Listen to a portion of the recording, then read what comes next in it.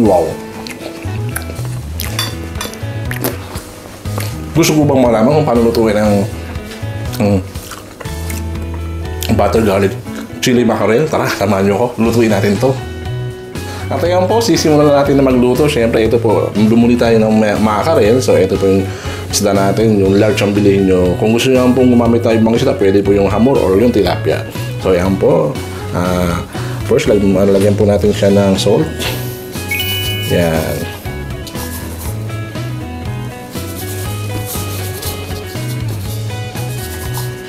And then, side. Bari po yan. Lagyan nyo po siya ng asin side to side. Yan. After the asin is, lagyan natin siya ng black pepper. Yan.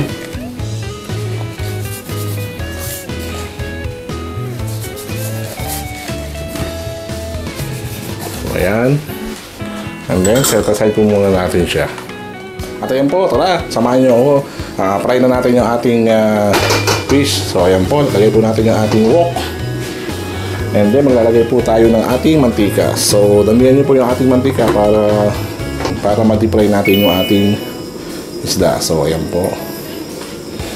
Then, painitin na po natin ang ating mantika. At ayan po, mainit na po ang ating mantika. Nasa 180 degree na siya. So, fry na po natin ang ating fish. So, ayan po. Bali, dalawin nyo na po siya. Ayan. Ayan. Fry na po natin ang ating fish na mga 5 to 7 minutes or until maging golden brown siya. At ayan po, natapos na po ang ating mapapry na mga 6 minutes to 5 minutes. So, golden brown na siya. And then, ayan, balitarin na lang po natin yung ating mackerel fish. Ayan. Ayan po. Bali, side to side po niya siya i-fry. Ayan. Ayan. Fry lang po natin siya hanggang maging golden brown yung side ng ating mackerel. At ayan po, luto na po ang ating fried fish. So, ayun, lagyan na po natin siya sa isang plate. Ayan. Ayan na po siya. Lagyan natin siya sa isang plate. Ayan.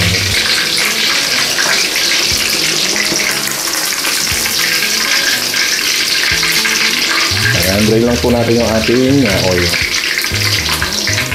Ayan.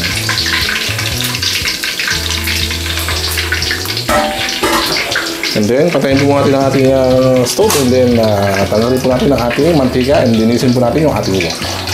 At ayan po, tapos na tayo magprito ng ating mackerel fish. So, ang gagawin naman natin ngayon ay gagawa tayo ng sauce. So, ayan po. Lagyan po natin ang ating wok. At ayan po, lalagay po tayo ng mantika. So, ayan.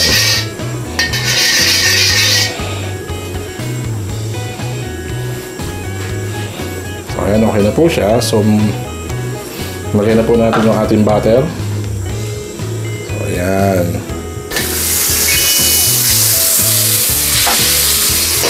Po natin ang ating butter. So yan, habang pamilk siya is lagyan na po natin ang ating onion. So yan. Sutay lang po natin ang ating onion ng 1 minute. Yan. So yan, after 1 minute is lagyan na po natin yung ating garlic. So yan po. Yan, yung ating garlic.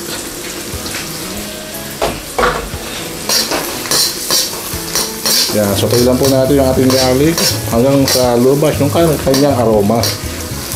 So, ayan. Ayan, okay na po siya. And then, add natin yung ating red bell pepper. So, ayan. Ayan. Stir lang po natin siya ng mga 15 seconds. Ayan. Ayan, okay na po siya. And then, add natin yung ating sugar, chili flakes, black pepper.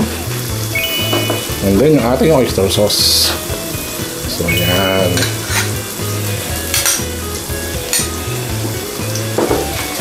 And then mix lang po natin. Yan. Silang po natin siya ng mga 1 to 2 minutes. So yan, okay na po siya. After 2 minutes ng pag-stir, and then patayin na po natin ang ating stove. So yan. And then ilalagay po natin siya sa ating isda. So ayan, okay na po siya. Luto na po ang ating sauce. Wow! At ayan po, luto na po ang ating sauce. So lagay na po natin siya sa ating fish. So ayan.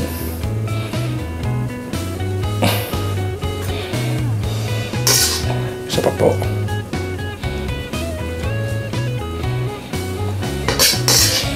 Ayan.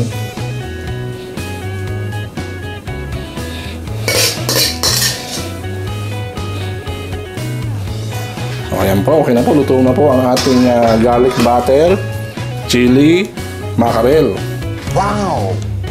At ayan po, tapos na tayo magluto ng ating garlic butter, chili, mackerel. So, sana po ay nag-enjoy kayo sa ating cooking show ngayon. At syempre, yung masasabi ko lang is, sipag at tiyagaan kayo lang sa buhay para makamit ang pangarap. Kaya hanggang susunod po muli. Maraming salamat. Bye-bye!